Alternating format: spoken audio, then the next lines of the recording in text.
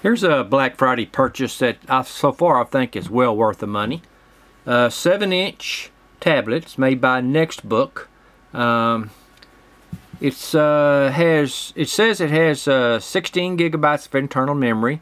It's got Bluetooth.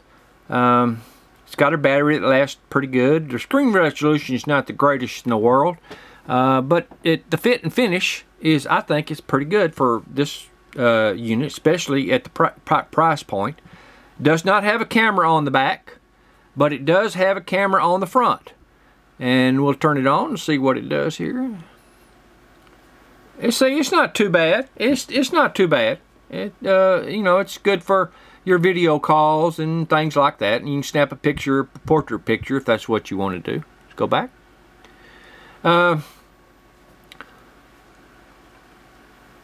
As far as the apps go, I'd say 85% of the apps that are on here are Google related in one form or another.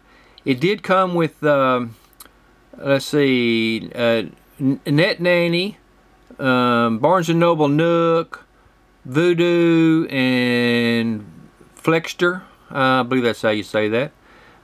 You know, but I've managed to take all those off to increase my storage space, because you have to keep in mind, even though the tablet says 16 gigabytes of storage, it only allows 1 gigabyte of storage for apps, and you cannot move the apps to the 16 gigabyte. So you have to be real particular about what you put on here, because you know the apps are going to be getting updates from time to time, and you'll use up that 1 gigabyte of storage for your apps real quick.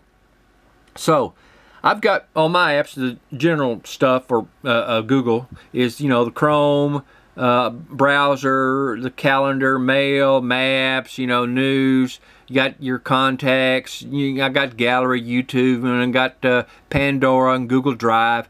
Most of the stuff that I use on a consistent basis. But there again, you can put any apps on here. You can move any of the apps you want to, or go to the Google Play Store and grab what you want. But like I just finished discussing, you know, you need to keep in mind that you got 1 gig of memory to put the apps on. So let's see how much I've used on my apps that I'm using right now. Storage, I've used about 2/3. So out of the 1 gig, I've got almost 3 gigs. I mean, almost a third of a gig left.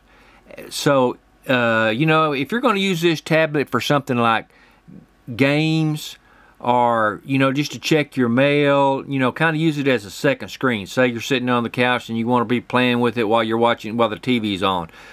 This would probably be perfect for you. But I certainly would not recommend this to be your only internet instrument. You need, you know, just don't think that you can get by with this and not have a other computer of some type. Because, like I said, you're going to run out of space. So far, it's been real good. I've only found 2 flaws in it. One has to do with the clock. If you live in America, it only lists 1 time zone to set the clock by, and that's the Eastern time zone. So if you want the network to set your clock and keep your clock going at the correct time, in my case, since I live in Central Standard Time, I'm going to always be 1 hour behind that, so my clock wouldn't be right. Now, you can set the clock manually. That's what I did, and I have a feeling that come daylight savings time, when that goes back into effect, I'll have to reset the clock. That flaw, and the flaw about only 1 gigabyte of storage for the all your apps, is really the only 2 flaws that I've found. If you could move the apps to the 16 gig memory that's internal, that's already in the tablet, it would be great.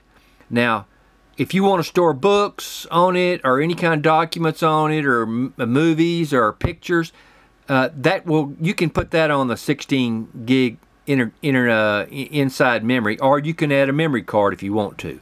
Now, I think I said that it has Bluetooth, which is a good feature at this price point. One other thing that this runs 4.4 KitKat as the operating system, same as my phone does, which I really like 4.4 KitKat. It's really good. But there is one software that this tablet has on it that my phone doesn't. You can set this tablet to turn on automatically at a prescribed time, and it will turn off automatically at a prescribed time. So if you don't fool with the tablet very much and it's laying around in the house somewhere, say you set the tablet to turn on every day at 3 o'clock and turn back off at 3:15.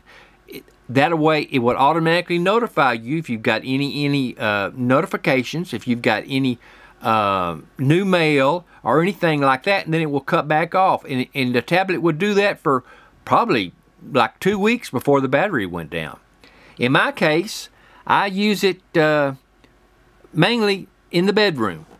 With the built-in Wi-Fi like the tablet has, I like to scan the news headlines and look at my calendar and any incoming mail before I get out in the bed in the morning. So I leave my tablet in the bedroom, and probably I won't have to charge it up but about once a week.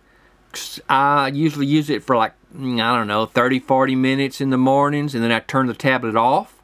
And so far, even using it 30 or 40 minutes in the mornings, I'm on my fourth day, and I've still got over 20% left of the battery. So this is going to last me at least 5 days the way I use it. So it's a pretty good tablet, especially for the price point of $59, and I got free shipping. You know, at $59, why not, you know, if it works for 6 months and then quits, this is a chunker. But so far, I'm more than impressed with this unit at the price point. Nextbook 7 User Review.